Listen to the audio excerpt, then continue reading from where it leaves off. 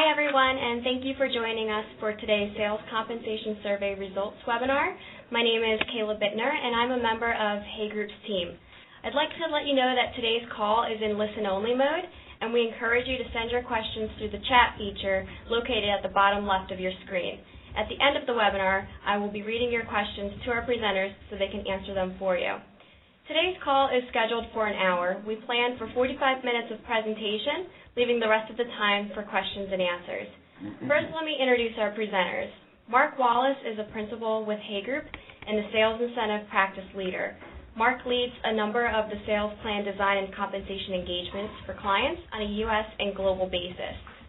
Tom Hill is a consultant within Hay Group's Sales Incentive Practice.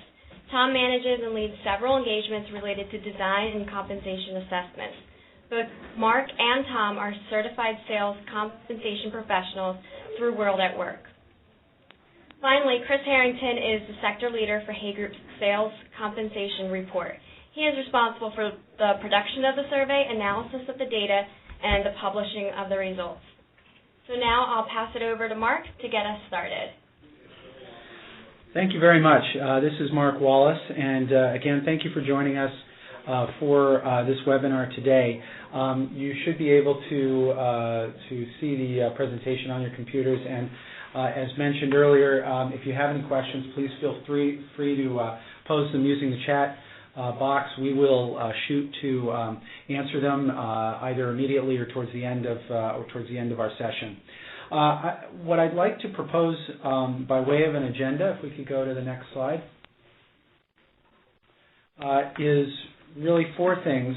One is, first of all, look at some frameworks that we use when we look at incentive design and sales effectiveness.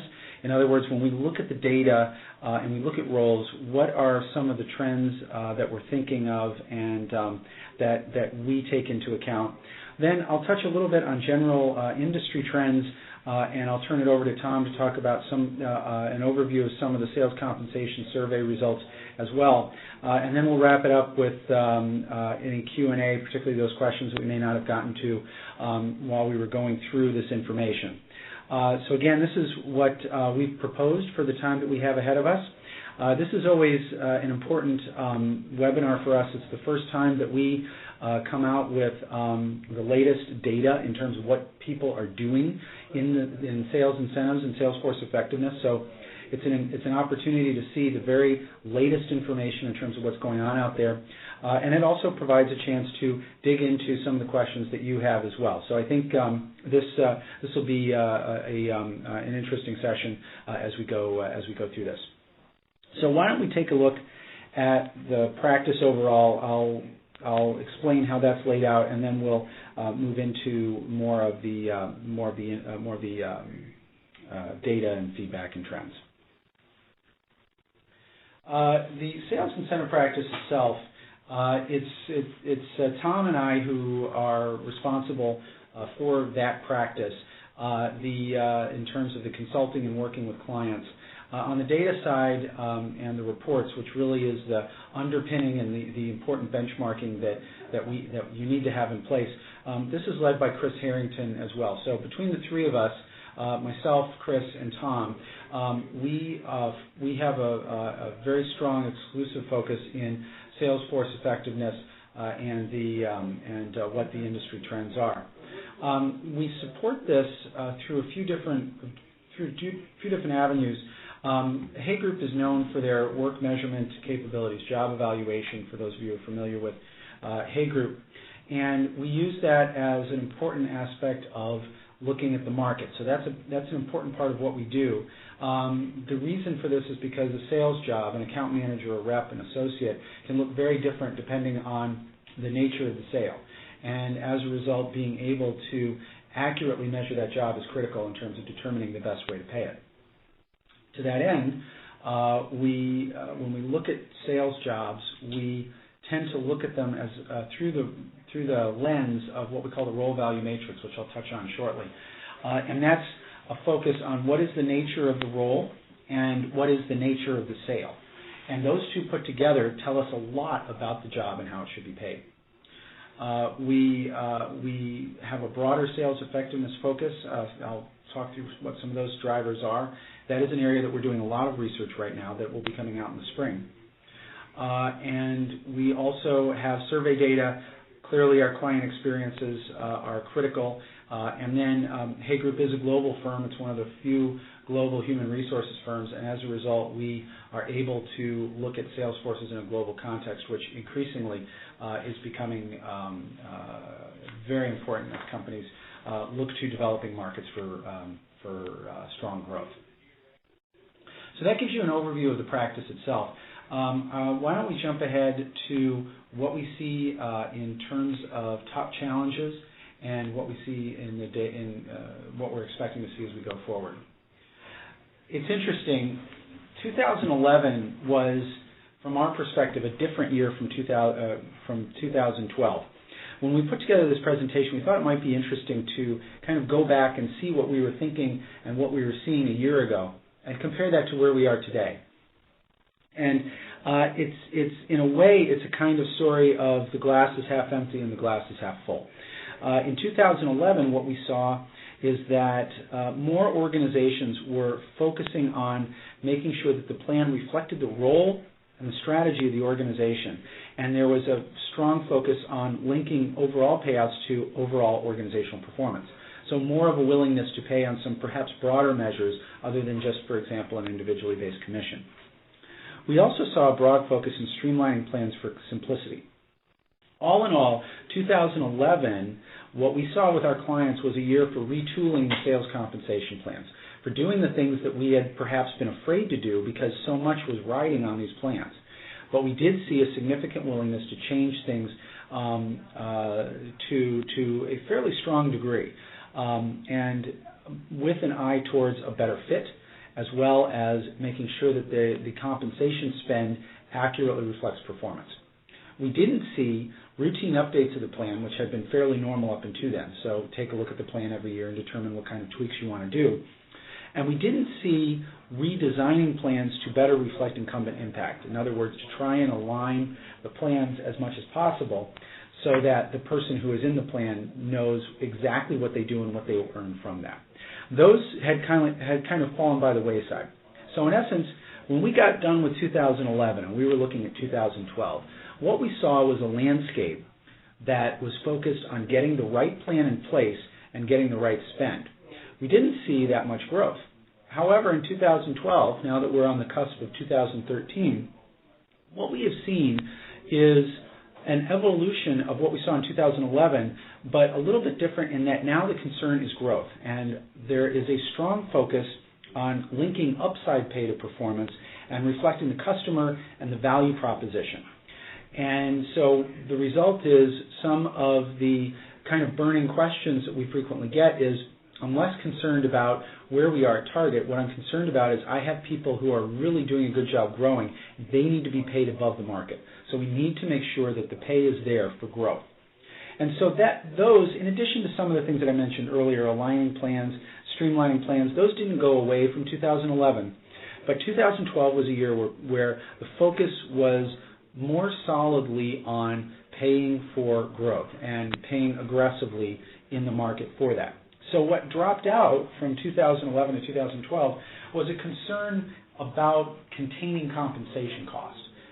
Less of a focus. If we had done work in 2010, 2011, Tom, you'll remember there were projects where there were significantly paid sales reps, but we realized that they weren't really paying for that and getting that result. Whereas today, that's less of a focus because of that retooling, and now it's, okay, what can we do to make sure our top performers are paid appropriately in the market? So that's a little bit of a difference between 11 and 12. So if we go and consider what do we expect for 2013, what we expect for 2013 is a bit of a continuation of this kind of a turnaround that we saw in 2012. Whereas 2013 will focus on the link between growth and incentives. And so a few things. One is more of a focus on that solution selling or consultative sell, so more of a focus on potentially tempering leverage. That's been a trend that's been in place for quite a while. However, we think it's going to become more pronounced as you start to look at those organizations that are selling successfully and are going to want to make sure that their best business developers are paid accordingly. Reviewing strategy and defining the implications of it for the sales plans will be emphasized. So this is kind of interesting and also related to the last bullet here, that ultimately strategy is in the driver's seat for the development of these plans. There's more of an appetite to do something a little bit differently. If I look at many industries, if you think of life sciences, for example, and several others, there's more of a concern that if we look within our industry, which may be underperforming, or it is an industry that we want to lead, then industry benchmarks are not as effective as doing the right thing for our strategy is. And so we expect that that's going to continue to be a driver of sales incentives and sales effectiveness reviews going forward. And then finally, one other item that came out very clearly in the research that we're currently doing on Salesforce effectiveness drivers and the related human capital drivers is that other sales effective issues such as career paths, sales leadership will start to play a bigger role. Working with World at Work, we have been engaged in interviewing top organizations in the United States. So these would be Fortune 100 companies, and interviewing their top sales or top HR people to get an understanding of how they view the overall Salesforce effectiveness process. And the way they look at it increasingly is that the incentive plan is important, but it doesn't start and end with that, and they are very focused on what is the career path for sales, which is kind of a new thing. Very often, once you were a rep, you were always a rep. And then also, how do we have sales leadership that does more than lead than just by the incentive plan? And that's been their feedback. We're going to have the results of that research coming up at the World at Work conference in the spring. But that does lead us, and it does reflect what we have also seen with other clients, that for 2013 we think this is going to be an important aspect not to be neglected. One minor point, for those of you who have commission sales forces, there has been a movement in California, and it's under consideration in a few other states as well, that if commission sales employees will be required to have a contract, or you will be required to have a contract with them.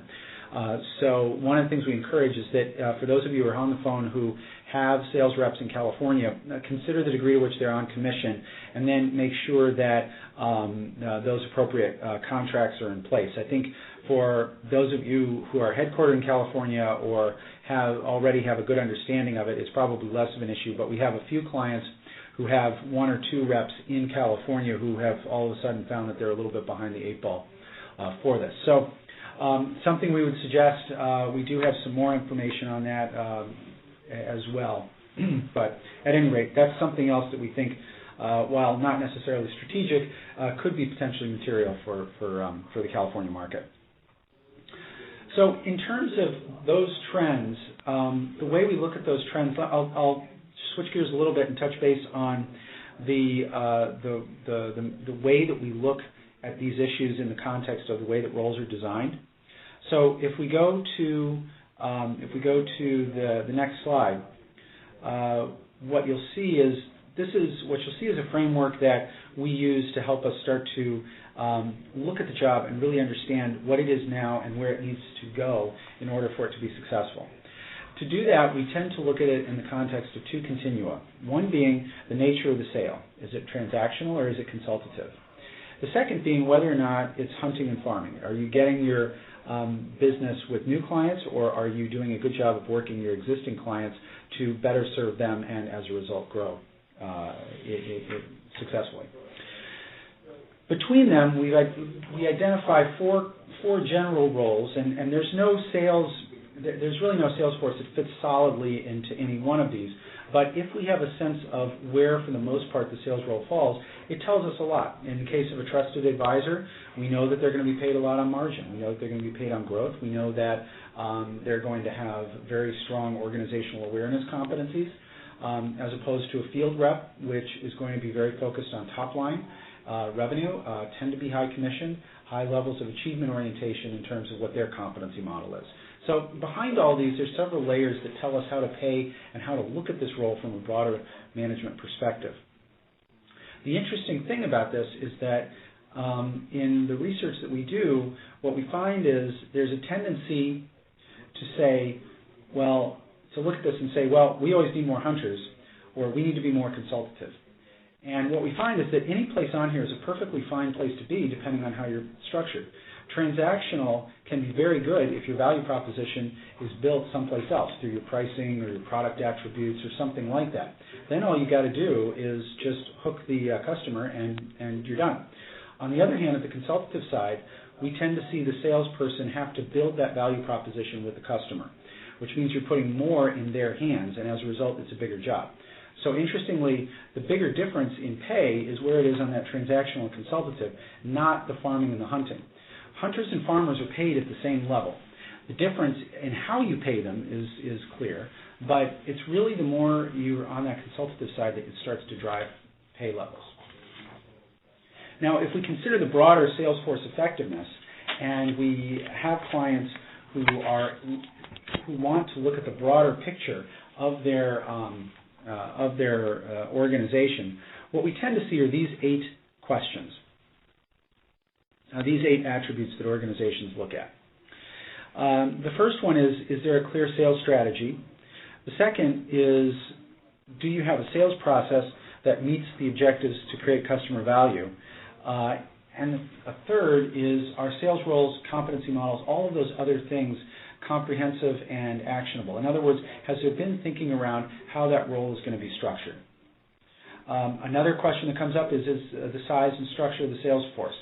I'm working with one organization right now that has a sales rep and a sales supervisor, and what we found is that the sales rep is responsible for selling, and we found that the sales supervisor, 80% of their job is also responsible for selling. Only 20% of the job is considered some type of supervisory role. So the reality is, given the fact that they have roughly 50 sales reps and they have 25 supervisors, there really is no supervisor job. They're all sales reps. And that's been a real wake-up call in terms of territory size and how do we address that. So this is one of the things that we found actually can make a big difference. Clearly, the way that salespeople are motivated is an important aspect to it. And this also is important as you go towards a more consultative sale, which a lot of organizations are looking at, because what motivates successful account managers is very different from what motivates a sales rep. And it's important to think about what is the incentives that will work, but also what are the other aspects that need to be kept in mind as well. As regards to management, we have seen a very strong development and focus on the quality of sales management. We would argue that if you look at sales managers 5 years ago or 10 years ago, the quality of that managed level, the sophistication and quality of that management versus other levels of the organization is very limited.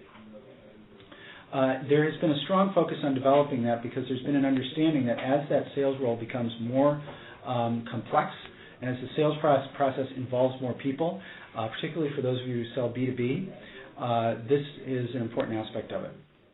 Culture is another important attribute, more of a focus on culture, and I think that's closely related to management. And then finally, implementation, and really that's been a focus of moving sales out of its silo and incorporating it more proactively within a supply chain. We've seen a lot of this. One industry where you see a lot of this happening is consumer products, fast-moving consumer goods. But in other types of industries, this is becoming an important aspect of how organizations are facing their market. So you don't have to have a long analyses, in-depth analyses put together for all these, but we found that companies that can answer these types of questions are more likely to have a sales force that is effective in the market and supporting growth.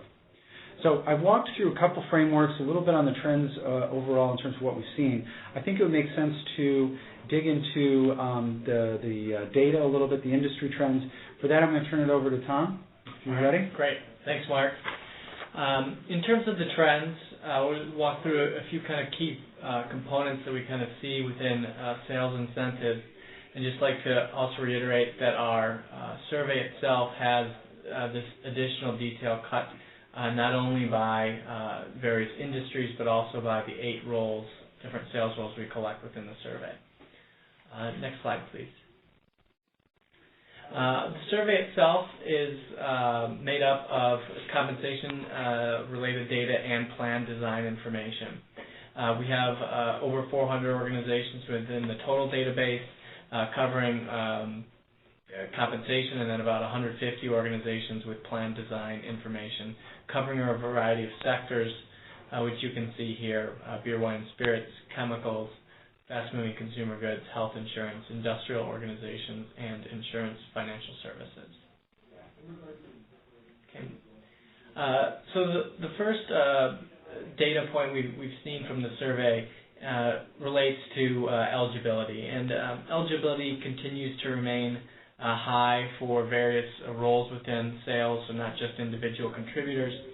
We continue to see the prevalence of first-line sales managers being on incentive plans, and that anything above that first-line sales managers tends to be where the bleeding edge is on whether those roles are on a broad-based corporate plan or a sales incentive plan. The first table here outlines the plan types by the various roles. The second column shows the organizations which have performance-based bonus plans, and the second are offering commissions. As you can see, base with an incentive vehicle is the majority of approach, while commission plans are still quite common throughout various roles, particularly for sales reps. We noticed that the prevalence of commission plans has not changed much over the past few years in doing our survey, as well as our own client work.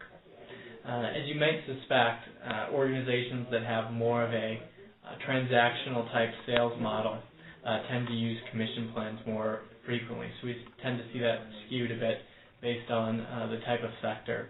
One sector in particular is health insurance. But one piece of caution we'd advise organizations when looking at this data is not necessarily to look at and follow exactly what trends are in specific to their industry. Mark made a good point with life sciences or organizations earlier, and that's a very changing industry. They're moving from more of a field type knock on doors type of role to one that's more focused on account management and business-to-business selling. So they're tending to benchmark not just to other life sciences organizations, but other sectors that have strong account management type of roles, such as fast-moving consumer goods. Next slide, please. One common question that comes up relates to elasticity. Elasticity is the relationship between performance versus the goals within the plan and the relative payout for that performance.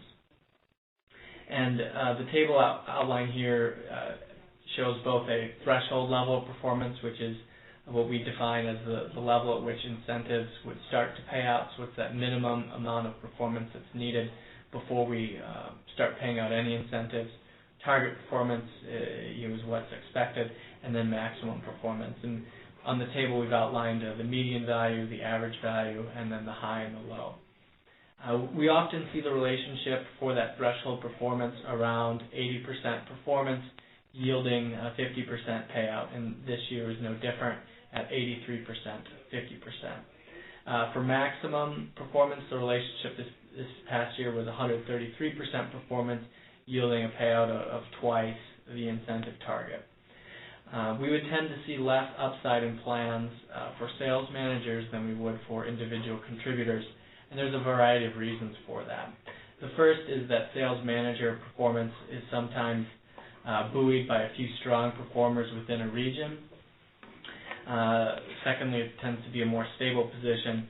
And lastly, as you might suspect, the role is designed really to develop and execute the strategy, not to close the deals that the folks in the field are responsible for.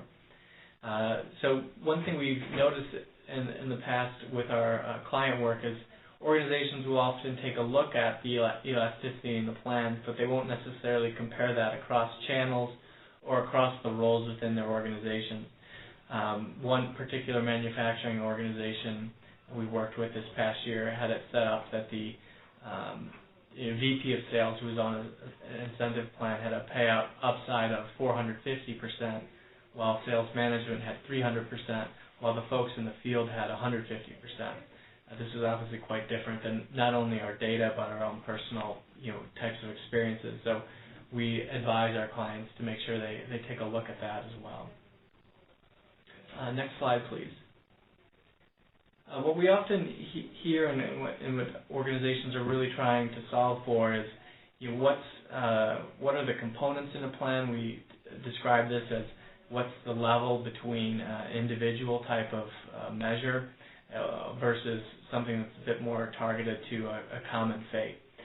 And you can see with the table on the left for the prevalence, individual performance and prevalence remain strong, as you would suspect with sales incentive plans. But organizations continue to devote some of the incentive pie, if you will, towards those common fate measures, whether that be broken out at a district or region level or at a broader corporate level. We also tend to see this varied a bit by industry. In terms of the measures, we've outlined a few here on the table at the right. We collect data in the survey on over 30 measures, and these tend to be the more popular ones on a general industry trend. As you suspect, there's a high usage of revenue and or profit within organizations for their plans. Other continues for the third year in a row to remain our third most popular measure, despite us putting 30 on the survey.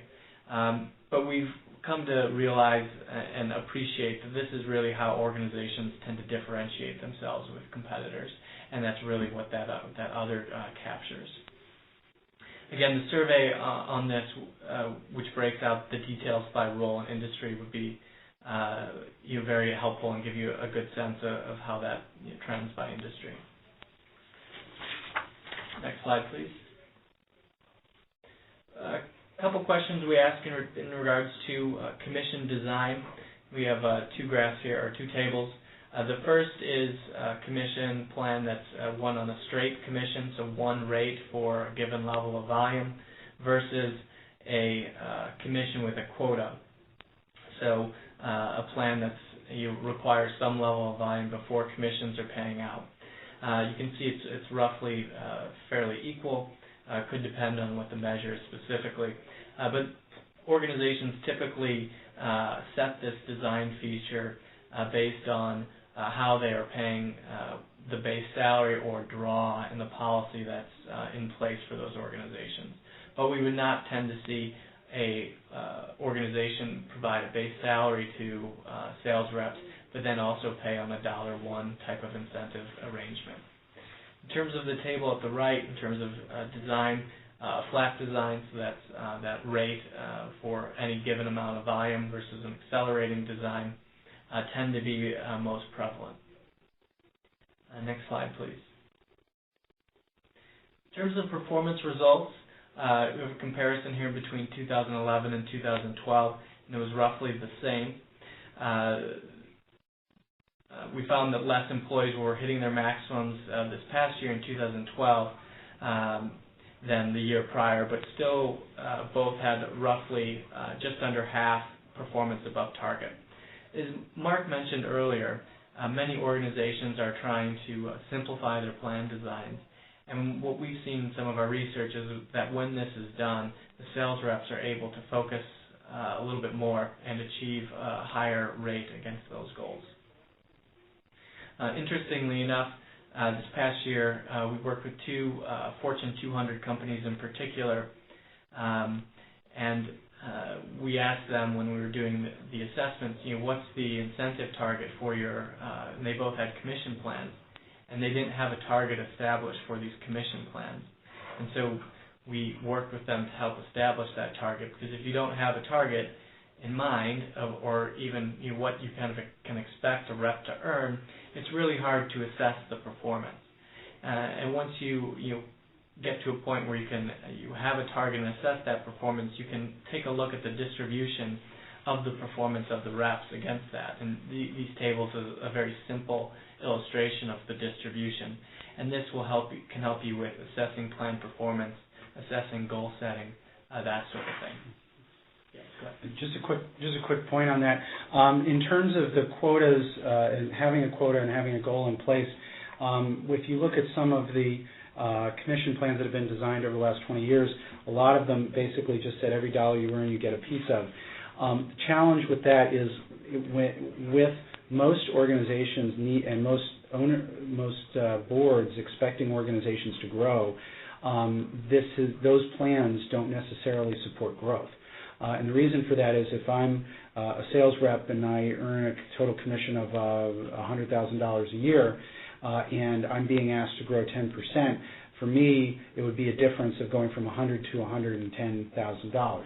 So it's not as strong of an incentive as if it would be if I had a target and a quota that I had to hit that would say if I want to make $100,000, I need to grow. So that's why we've seen a little bit more of a focus in that area that Tom had mentioned as well. Great. Next slide, please. Okay. In terms of a compensation review, we took a peek at how target total cash, so that's a base salary or draw plus incentives for the year on a target basis, for a few select sales jobs compared to the general market. The bar charts show the percentage change for those four sales roles, and the red lines associated with that are kind of general market non-sales roles increase on an annualized basis. So, general market year over year from our data, roughly in that 2% range. But we found is that particularly on some of our sales rep positions, there tends to be a much higher acceleration over the last few years in terms of a target total cash level than we had for the key account roles. This is something we still need to look at and investigate further for a longer trend cycle. But one thing we suspect may be happening is there's an increased pressure and need to attract and retain some of those more hunter-type roles that organizations need to focus on that new business type of sale. Next slide, please. So I'm going to turn it back over to Mark in terms of closing thoughts. Thanks, Tom. Just a few points now that we've gone through this data, and I talked a little bit at the beginning of this session on what we think we're going to see in 2013. We'll see what actually happens, but that's our initial thinking.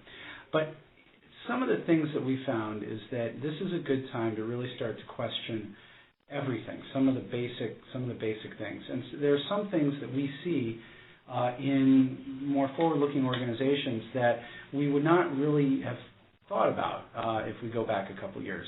The whole conventional wisdom is breaking down, such that, for example, very often customer-focused measures are going away with more of a focus on end result measures. What is the profit that was generated from X transaction versus a customer satisfaction measure or a customer mix measure, new customer measures. All of those are tending to go away, and it's kind of interesting. We did a little bit of research in the over the summer on what are organizations doing with customer measures, particularly those that are strongly focused on the customer experience. And what we found is that customer measures, putting customer measures into plans intended to get people to focus on customers actually don't work. And what we find happens is that those customer measures tend to be most beneficial to those who are the lowest performers, whereas those who are high performers tend to have a pretty good idea of what it takes to please the customer because they're getting more sales or more margin. And so as a result, we've seen kind of a counterintuitive move towards focusing only on end result measures. To that end, that also means a strong reconsideration of, do we only pay at the individual level, or should we pay at a team or a division or a corporate level? We've seen much more focus on creating that sense of common fate among all salespeople. One, because it more closely links the payout with the actual performance of the organization, but also because many more sales transactions, particularly the high margin ones, are becoming more complex and require more people involved and as a result, measuring at an individual level does not reflect accurately the true success of that transaction. So we've seen a little bit more of a willingness to reconsider that, and then solution selling is being questioned fairly substantially. And the reason for that, it's interesting. If you recall, over the summer there was a very interesting article in Harvard Business Review on the fact that solution selling is falling by the wayside because in many cases, particularly if you're in business-to-business sales, the customer has become much more sophisticated in terms of what they want. And so very often by the time you're selling that solution to the customer, they've already thought it out. They've already found the issue, and they've already scoped out the RFP, and so at that point, it really becomes a price war. The successful salespeople, according to this study, and we would corroborate that, are not necessarily people who are selling solutions. They are people who are looking for companies that are in flux, that don't know where they are yet, and not necessarily focusing on immediately managing a perceived need on the part of the customer. So that really turns the ear on solution selling, which has been kind of the mantra for the last for maybe even decades as well.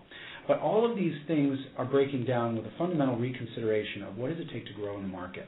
And so as a result, we see more of a focus on really rethinking incentives, matching these new selling models that we see. So what we expect in 2013 and what we would counsel is to really take a step back and consider what does that successful sale look like, how is it influenced, and use that as the basis for building your incentive plan. So just a few closing thoughts there. At this point, I'll turn it over to Chris to talk a little bit more about the sales compensation survey, and we'll wrap up with any questions and go from there. Thanks, Mark. So Mark and Tom spent some time talking about our 2011 and 2012 data. So let me tell you all a little bit about where that data comes from, which is, of course, our annual sales compensation survey and report. So you'll see here a 2012 participation breakdown. As Tom had alluded to earlier, we have sales plan design information on almost 150 organizations. You'll see a sector breakout below.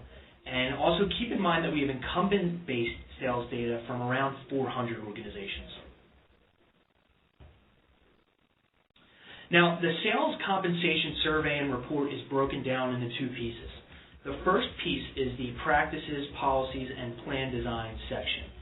This piece of the report catches all of the sales plan design information, and you'll see specific information like sales incentive plan type, performance metrics, mix of pay, and even some of the more minute details like sales cycle length collected and reported as part of this section.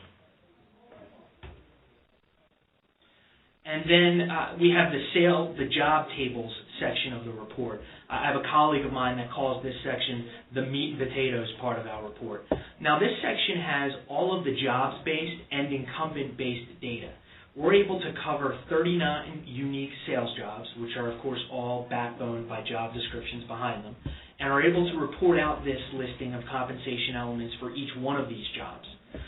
You'll see that there are 20 compensation elements listed below. And we're also able to, again, report out these 39 positions across 6 different industries.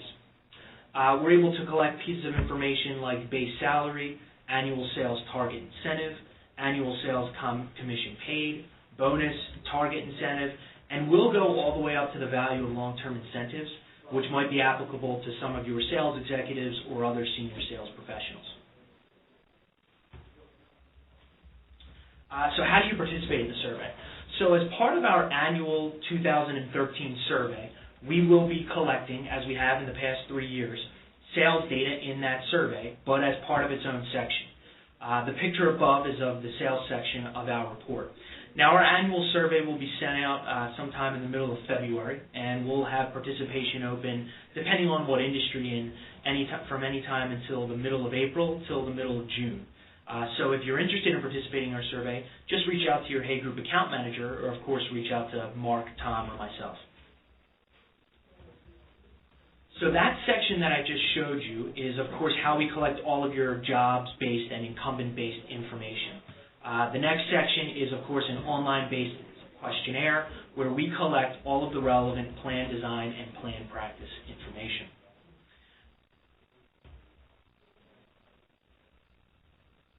And the survey details. The cost of the survey is $3,000. This will include the compensation data on 39 job titles across 6 different industries, and it will also include plan design details, again, across the general industry and also applicable, and you can cut and slice it by those 6 different industries. So the survey cost itself is $3,000, and then we also have a packaged offering of some of our consulting services via Mark and Tom, plus the cost of the survey for $8,500. This includes the cost of the survey at a reduced rate, as well as a gap analysis and audit of 2 sales incentive plans. And Tom, do you want to tell them a little bit about what that gap analysis is? Sure. So the gap analysis is really a way for us to assess incentive plans against best practice. And so, one thing we hear from organizations is, I think I'm okay, but I'm not really sure. So we thought we'd develop something that leverages our survey as well as our other tools and methodology. So, in order to do that assessment of, how do I stand for these plans, we want to interview some of the sales leaders or someone in HR to understand them, run the plans through each of those 21 criteria, which include communication, ROI, measures, elasticity, another number of elements within the survey itself, provide a deeper cut of the survey data outside of the published report, and then report back some findings and recommendations on how to improve and enhance the plan. And we found that a lot of organizations have found this of particular value, so we wanted to talk about it a little bit today. And we did get a good amount of questions to come through the chat function, and we'll have Kayla read those questions off to Mark and Tom.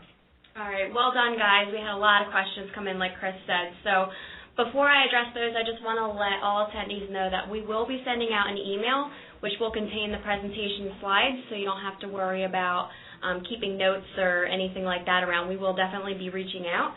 So what I'm going to do is, we had quite a few questions come in, so I'm just going to try and keep to the more general and broad questions first.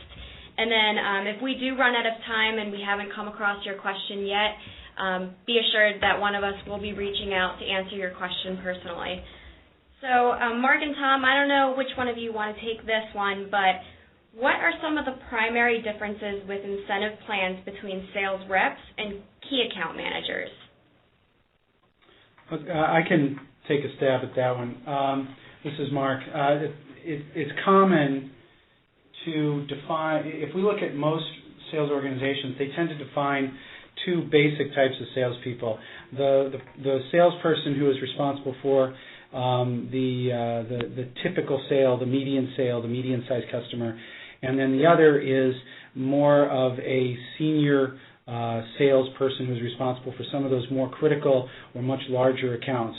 And that's usually this distinction that we see here between a sales rep and a key account manager. You'll also see them referred to as national account managers, et cetera, or sometimes strategic account managers, so CAMs, NAMs, and SAMs.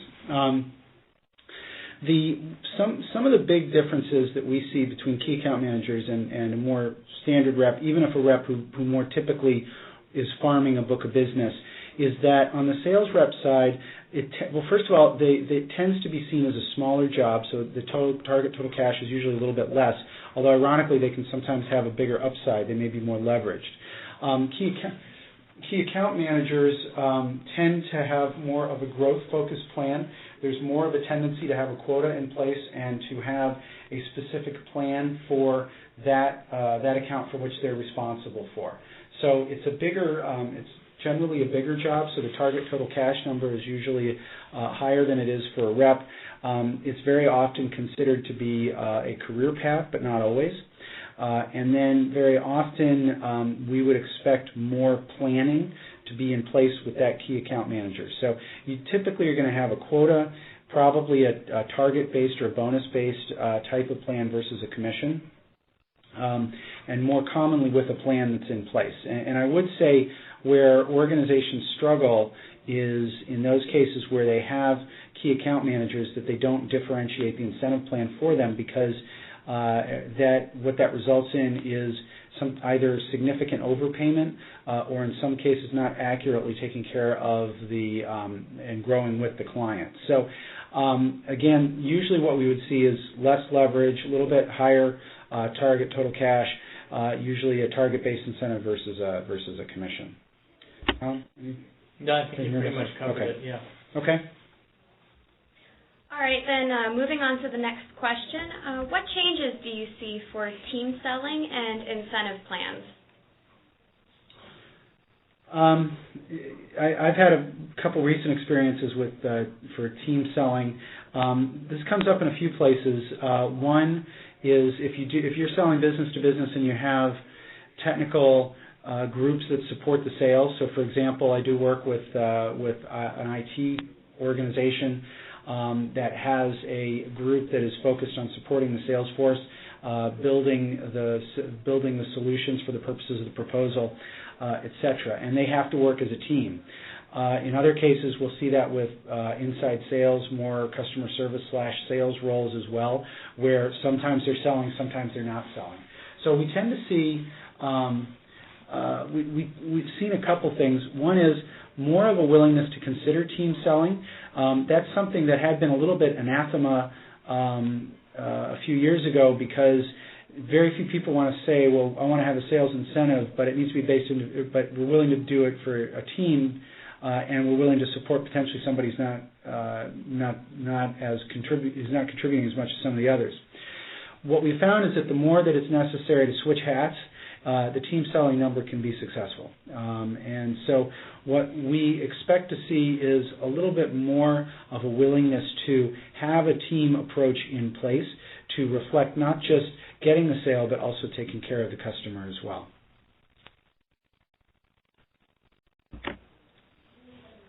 All right. The next question here, an audience member says that they are an HR manager and their company's sales organization develops and manages the incentive plans. Their question is, how do companies get their HR teams involved in the sales plan design aspect? Sure, I can take this one.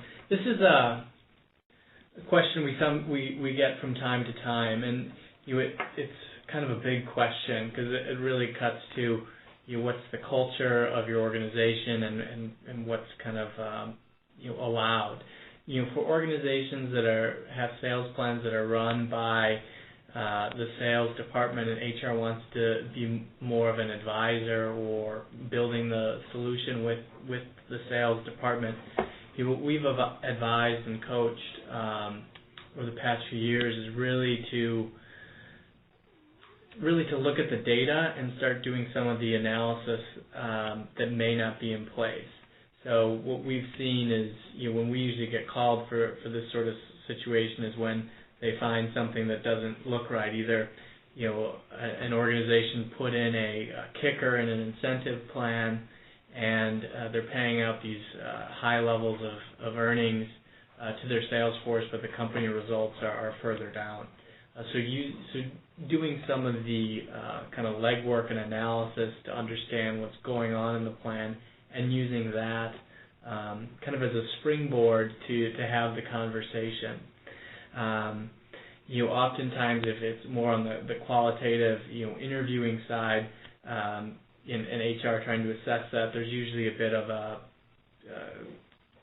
caution that sales organizations want to have, or salespeople want to provide HR, because there's a bit of a fear factor there. So that in that situation it gets a little harder. But I think what we generally advise is you start to look at the data and do some analyses on the data, and then use that to kind of springboard into the conversation and kind of helping to make some changes. Anything else you'd add on that, Mark? I think just to reiterate one thing that's a very good point is that I think about the HR managers who are successful in accomplishing this, and in my experience, they tend to be so knowledgeable about the business as opposed to knowledgeable about a typical practice, typical HR practice, that they really they can rattle through measures and goals and those types of things with a lot of credibility. So I think the degree to which that's reinforced is something that is really important for getting to that level.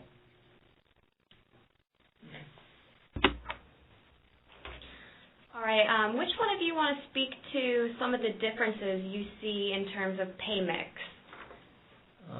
I probably can because I'm a little bit closer to the data. In terms of pay mix for the various roles, as you might suspect, a lot of the roles fall between the 80-20 and 60-40 realm. I think when you break down different types of account management roles, those tend to cluster a bit more, and there's not as big of a distribution of different types of pay mix. But for sales reps, that tends those tend to be a bit more hunter type of positions, and so I think looking at the data, you'd say that we see a number of plans that are on a straight commission, $1 plan, so no base, and it's all commission all the way up to a 90-10 type of job that really depends on the length of the sale for the organization and that sort of thing. So most people think about sales in terms of sales reps and account managers, and I'd say there's account managers tend to be around that 80-20 rule, whereas sales reps can be a bit more varied, and of course that differs by industry. All right, gentlemen, I am conscious of time, so I'm just going to ask one more question, and then I'll go ahead and wrap it up. The final question is, what are you seeing on a global basis for sales design? I can take this one. I just got done with a couple of projects that address this issue, and really it boils down to a couple things. One is, what's the consistency of how you go to market in different countries? For example, I've got one consumer goods manufacturer who is selling, of course, in the United States, so retailers in the U.S., so has key accounts in the U.S., but also in Europe and growing in China. And the way that it works in the United States is retail is so consolidated these days, particularly for this product, that it's Walmart, it's Target, and then a few others after that. In China, they're selling to through very small mom and pop stores. So the way that they're going to the market is very, very different. One is more of a channel focus, one is more of a territory focus. In those areas, we've designed the plan to be different. Now, what's kind of interesting is that we look at an insurance company that I'm working with that has a global presence. They go to market in roughly the same manner in all the countries that they're in. And so ultimately their plans, while they're reflective of the market, particularly in those markets that are very hot markets such as China, they do have to reflect wage growth, but ultimately the plans are not that dissimilar. So one of the things that we start with when looking at global management of sales organizations is governing it more closely with how do you go to market in that country, and then looking and see if that fits with local practice and building off of that. So while there is some need to make sure you're consistent, and we are able to do that using job evaluation and those types of work analysis factors, what we find is being able to ultimately come to the right plan means making sure that it's reflecting how you go to market in that particular country, and how that person that you have selling impacts that approach.